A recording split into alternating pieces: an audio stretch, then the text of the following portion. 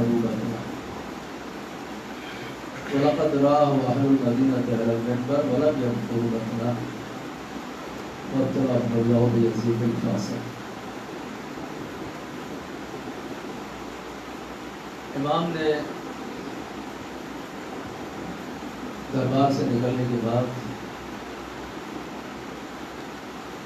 2 مرتبہ اپنے جد کی قبر کی زیارت کی. رات کا وقت آپ کو معلوم ہے. 2 مرتبہ آپ نے زیارت کی اور دونوں مرتبہ جو ہے وہ شکوہ کیا اس بات کر کے یہ امت جو ہے وہ میرا ساتھ نہیں دے رہی. ظلم کے مقابلے میں انحراف کے مقابلے پر میرا کوئی ساتھی باقی نہیں رہا. دونوں مرتبہ جواب یہ آیا کہ آپ نے اپنی ذمہ داری کو ادا کرنا یعنی آپ نے قیام کرنا. اگر کہیں بھی بات کی جاتی ہے کہ اخرج الى العراق، رسول اللہ نے مقام میں فرمایا ہے کہ عراق چلے جائیں. عراق علامت قیام، ظلم کے مقابلے پر مقام قیام، جہاد. اگر کہیں پر یہ کہا جاتا ہے کہ خدا آپ کو قتل ہو دیکھنا چاہتا ہے تو اس کو سمجھنے کی ضرورت ہے کہ مشیت الہی کیسے عالم قانون میں اثر کرتی ہے. خدا تعالی اگر عالم کون مکان میں کوئی شے ایجاد کرنا چاہتا ہے تو ارادہ کرتا ہے اور وہ شے ہو جاتی ہے. اس کے ارادے سے ایجاد کا عمل انجام پاتا ہے. اس کو مقام تکوین کہتے ہیں.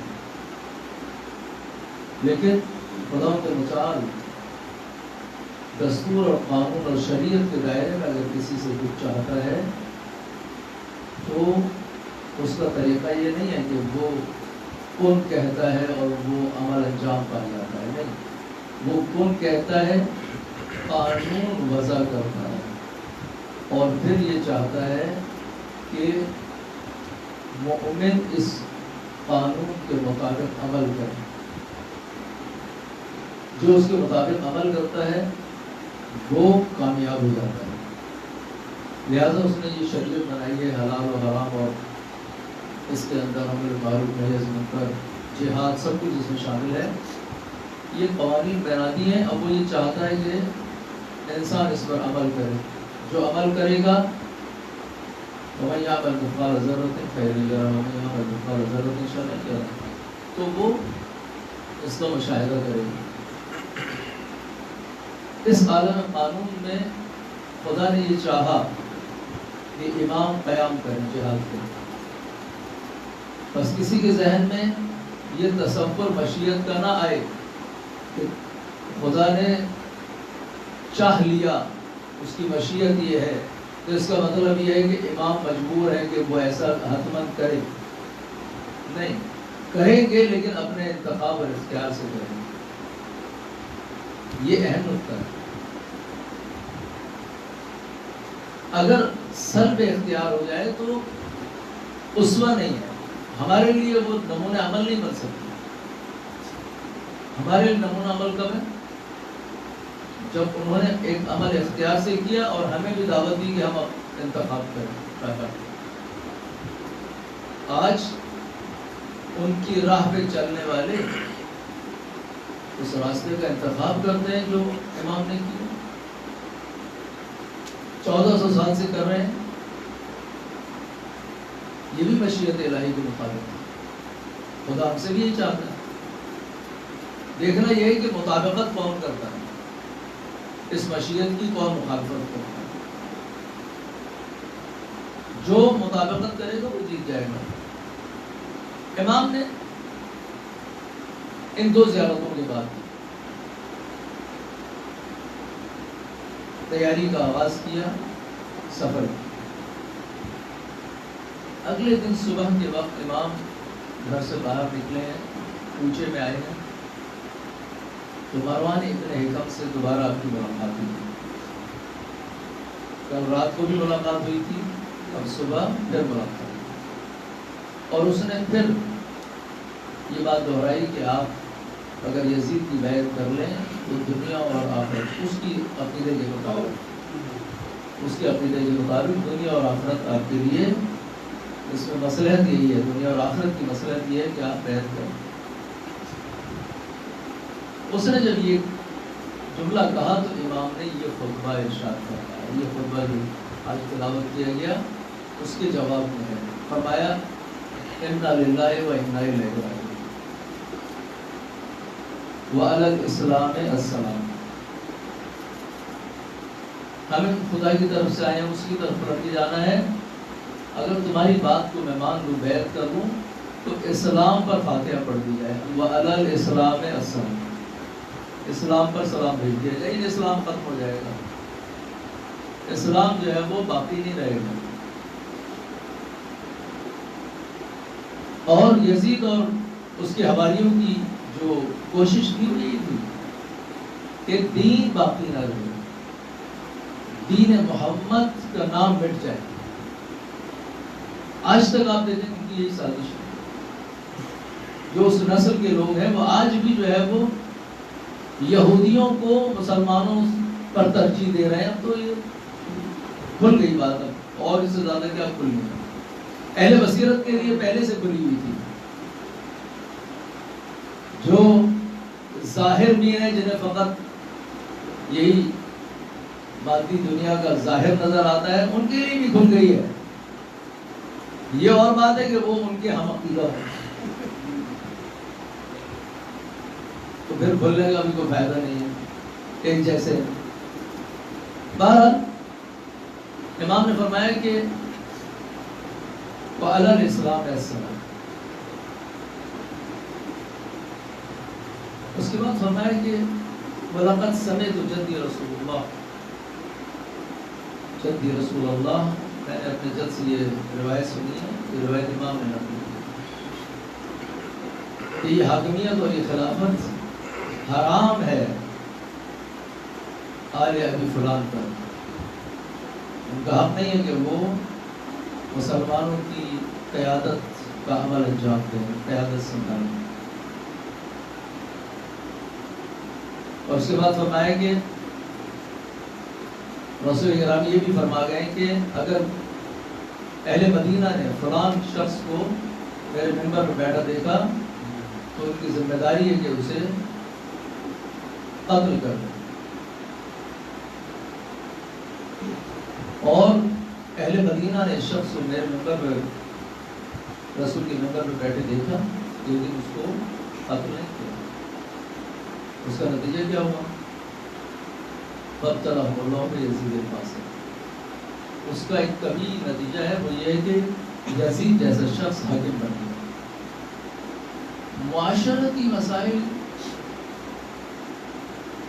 بھی 2 اور 2 4 کی طرح ہوتے ہیں۔ اب 2 میں 2 ملائیں گے 4 ہو جائے گا، نہ 3.25 ہوگا، نہ 4.25 ہوگا، نہ 4.5 ہوگا، نہ 3.5 ہوگا۔ کوئی سبب وجود میں آئے گا، اس کا مسبب علت وجود میں آئے گی، اس کا معلول وجود میں آئے گا۔ کوئی رکاوٹ اگر نہ ہو، سورج نکلے گا تو روشنی اور حرارت پھیلے گی، اسے کوئی نہیں روک سکتا۔ لہذا معاشرتی مسائل میں بھی ایسی تبدیلی آتی ہے۔ سنن الہی، قوانین الہی جو معاشرتی قوانین ہیں، سنت اللہ التی قد خلت من قبل ولن تجد لسنت اللہ تبدیلا، خدا تعالیٰ کے جو معاشرتی قوانین ہیں اس میں تبدیلی نہیں۔ تبدیلی کا جو قانون ہے وہ کیا ہے کہ معاشرہ اپنے آپ کو بدلے۔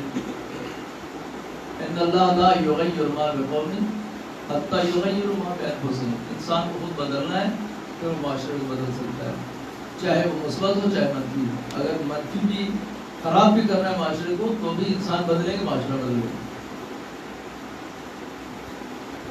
امام یہ بتانا چاہتے ہیں کہ اس وقت کا معاشرہ اتنا خراب ہو گیا کہ یزید جیسا شخص حاکم بن جائے تو ان کے لیے کوئی عیب نہیں رہا۔ یہ اس وقت کے معاشرے کی خرابی ہے، ہر دور میں ایسا ہے۔ حاکم عکاسی کرتا ہے معاشرے کی، جیسے لوگ ہیں ویسا حاکم، مجموعی طور پر۔ ہو سکتا ہے اسی قوم میں فردی طور پر بہت سارے لوگ بصیرت بھی رکھتے ہوں اور جانتے بھی ہوں کہ یہ شخص صحیح نہیں ہے، ان کو کیا کرنا چاہیے؟ ان کو قیام کرنا چاہیے، ان کو تبلیغ کرنا چاہیے، ان کو حالات تبدیل کرنے کے لیے جدوجہد کرنا چاہیے، امر معروف کرنا چاہیے، نہی منکر کرنا چاہیے۔ اگر وہ خاموش بیٹھے رہیں اس شناخت اور معرفت کے بعد کہ یہ باطل ہیں، تو پھر جب معاشرے میں مشکلات آئیں گی اور عذاب آئے گا تو یہ بھی اس کے اندر جو ہے وہ پھنسیں گے، بچیں گے نہیں۔ معاشرتی مسائل ایسے ہیں۔ یزید نے جو ہے وہ کربلا کے واقعے کے بعد مدینے کو تاراج کیا، مکے کو تاراج کیا۔ کیوں؟ اس لیے کہ وہاں پر تحریک شروع ہوئی مدینے میں یزید کے خلاف، لیکن دیر کر دی انہوں نے۔ اگر یہی تحریک امام کے کا ساتھ دیتی تو شاید کربلا ہوگا۔ وہ تحریک جو کوفے میں امام کی شہادت کے بعد اٹھی یا بصرے میں اٹھی، یہ لوگ اگر امام کا ساتھ شہادت سے پہلے دیتے، معاشرے میں تبدیلی لانے کا قانون یہی ہے۔ اگر ہم ایک دوسرے پہ ڈالتے رہیں گے مسائل، وہ فلاں شخص کی ذمہ داری ہے، میری نہیں، میں آسائش طلب ہو جاؤں، اپنی زندگی کروں، آرام سے سکون سے رہوں، دوسرا مشکلات اٹھائے، تو نتیجہ کیا ہوگا؟ نتیجہ یہ ہوگا کہ ایسے ایسے برائی پھیل جائے گی اور وہ موقع آ جائے گا کہ آپ تبدیلی بھی لانا چاہیں گے، حتیٰ دعا بھی کریں گے تو قبول نہیں ہوگی۔ نہج البلاغہ میں امام فرماتے ہیں کہ امر معروف کرو نہی منکر کرو، ایسا نہ ہو کہ برائی پھیل جائے اور پھر ایک ایسا وقت آ جائے کہ تم دعا کرو تو خدا تمہاری دعا پہ قبول نہ کرے،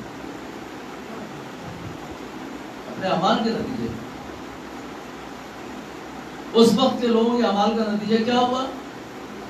امام نے اس مختصر سے کلام میں بہت واضح اور شفاف قرآنی قانون کو بیان فرمایا۔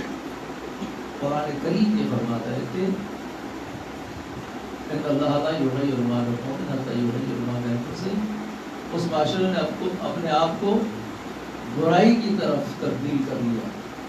رسول گرامی کے بعد جو مسائل پیش آئے، آہستہ آہستہ آہستہ آہستہ نقطہ جو ہے وہ یہاں تک پہنچ گیا کہ آج ایسی صورت ہے کہ امام ایک خطبے میں فرماتے ہیں کہ ایک ایسا شخص حاکم بن گیا ہے کہ جو قاتل ہے، جو شارب ہے، جو مولانا بالفسق ہے، اور اس خطبے میں امام نے باقاعدہ تصریح فرمائی کہ ہر دور میں ایسے، آج بھی ایسے ہی۔ آپ دیکھیں کہ امام خمینی رضوان اللہ تعالیٰ علیہ نے تحریک چلائی، قیام کیا، مشکلات اٹھائی، ان کا جوان بیٹا جو ہے نجف میں زہر دے کے شہید کر دیا گیا، مارا گیا، حتیٰ انہوں نے جو ہے وہ اظہار غم نہیں کیا کہ کہیں دشمن جو ہے وہ خوش ہو، وہ یہ خیال کرے کہ میں مثلا متاثر ہو گیا ہوں، میرے دل میں جو ہے، حالانکہ ان کے دل میں، یاد رکھیں جو شخص جس قدر اس کی فطرت بیدار ہے اس کے نفس میں اتنا ہی مسائل اثر کرتے ہیں، اچھائی بھی اور برائی بھی دونوں۔ جب وہ برائی کو دیکھتا ہے تو بہت متاثر ہوتا ہے، جب وہ اچھائی کو دیکھتا ہے بہت خوش ہوتا ہے. لیکن امام خمینی نے اظہار بھی نہیں کیا. کیوں؟ اس لیے کہ وہ ایک تحریک میں شامل تھے، دشمن کو کوئی خوشی کا موقع نہیں دینا چاہتے. ہم لوگ امام پر گریہ کرتے ہیں تاکہ ایک قوت حاصل کریں. یہ گریہ جو ہے یہ انسانوں کو قوت بخشتا ہے. یہ گریہ امام پر انسانوں کی تطہیر کرتا ہے، ان کے دل کو پاکیزہ بناتا ہے. آپ نے سنا ہے کہ نماز جو ہے وہ انسان کو پاکیزہ بناتی ہے، برائی سے دور رکھتی ہے. امام پر گریہ کرنا بھی ایسے ہی ہے. جو امام کے نام کو سن کے گریہ کرتا ہے، یہ رونا جو ہے دل کو پاکیزہ بناتا ہے، گناہوں کو ختم کرتا ہے، اظہار کرتا ہے کہ میں امام کے بلاک کا انسان ہوں، امام کے مقابل بلاک کا انسان نہیں ہوں. یہ تاثیر کرتا ہے. لہذا امام نے صراحت کے ساتھ فرمایا، یہ ہمارے اپنے اعمال کا نتیجہ ہے کہ آج یزید جیسا شخص حاکم بنا ہے. اگر ہم پہلے دن سے اس کا مقابلہ کرتے تو نوبت یہاں تک نہ آتی. آج بھی ایسے ہی.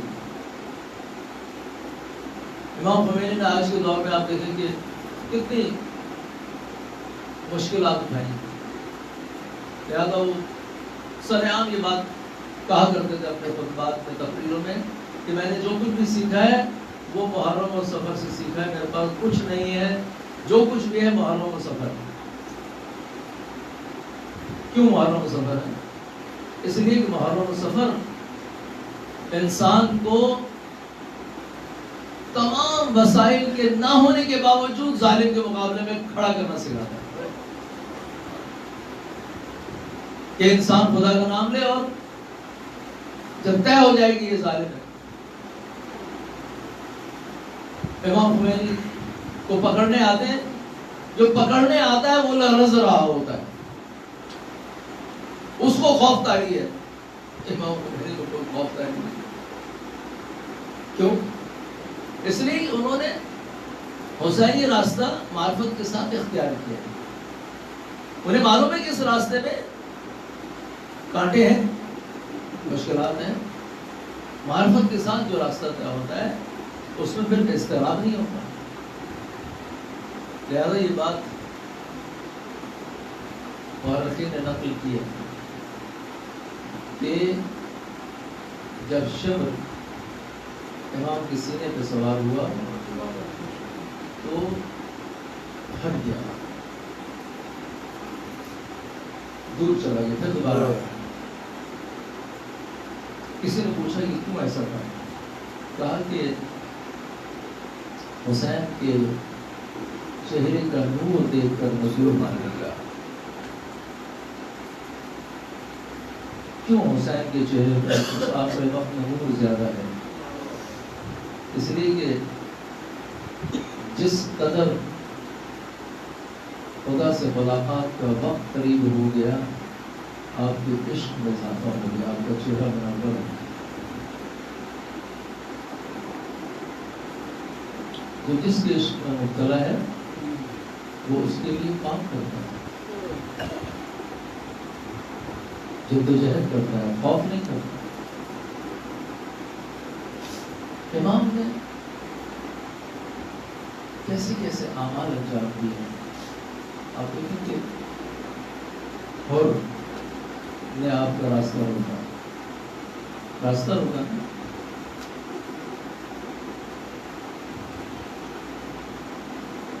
جب ہر اپنے گھوڑوں کے ساتھ امام کے پاس آیا تو اس کے گھوڑے ہانپ رہے تھے، فوجی پیاسے تھے، سپاہی پیاسے تھے. امام نے حکم دیا کہ سب کو پانی پلایا، سپاہیوں کو پانی پلایا گیا. پھر کہا کہ ان کے گھوڑوں کو پانی پلایا، گھوڑوں کو پانی پلایا. پھر جو پانی بچ گیا کہا کہ ان گھوڑوں کے سوموں پر پانی ڈالو، یہ گرم ہے.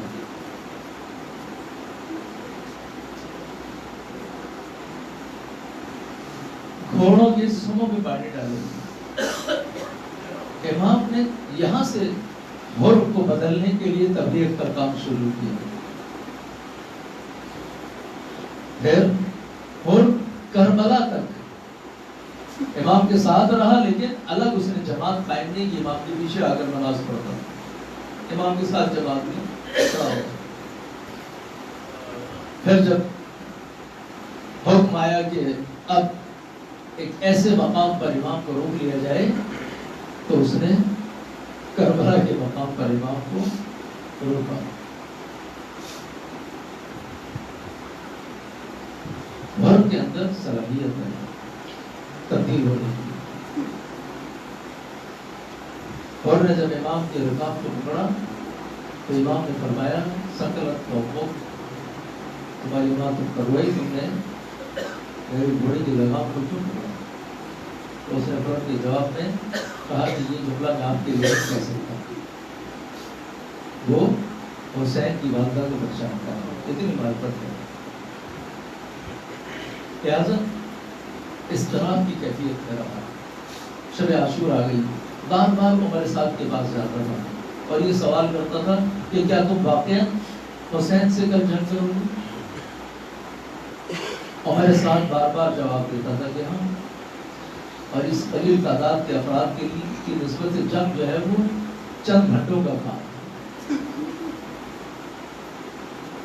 अब हुर जो है वो शशोपंज में है, कभी खेमे से बाहर आता है, कभी खेमे में जाता है। कि ये वो हस्ती है हुसैन इब्न अली, जिसकी वालिदा का नाम ये है, वालिद ये है, जद ये है, और जिसने मेरे साथ ऐसा अमल अंजाम दिया, न फकत मुझे, मेरे सिपाहियों को, मेरे घोड़ों को, बल्कि उनके सोमों को भी ठंडा किया, पानी दिया। मैं इसका साथ छोड़ दूं? सारी रात इसी कैफियत में गुजारने के बाद रावी कहते थे हुर ने अपना फैसला कर लिया और इमाम की खिदमत में आया, हाथ बांध कर अपने गुलाम के हाथ में दिए, एक रस्सी बांधी और अपने गुलाम के हाथ में उस रस्सी को थमाया और कहा कि मुझे हुसैन के पास ले चलो।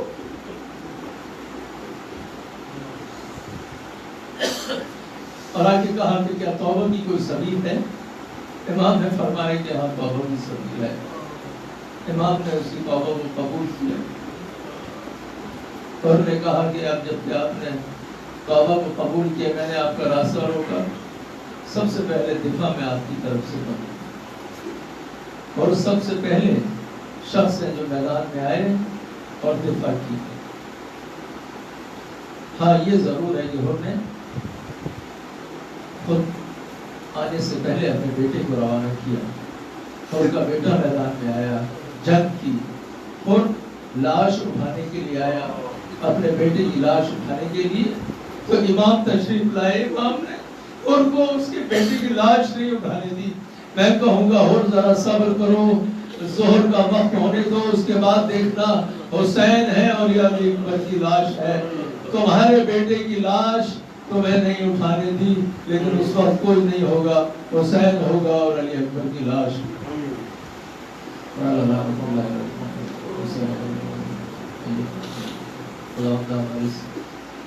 इस इबादत को कबूल कर, खुदा हमें हकीकी माना में हुसैनी बंदगी का तौफीक अता फरमाए। खुदा हमें इमाम हुसैन अलैहिस्सलाम की मारिफत अता फरमाए। खुदा राह करबला में चलने की तौफीक अता फरमाए।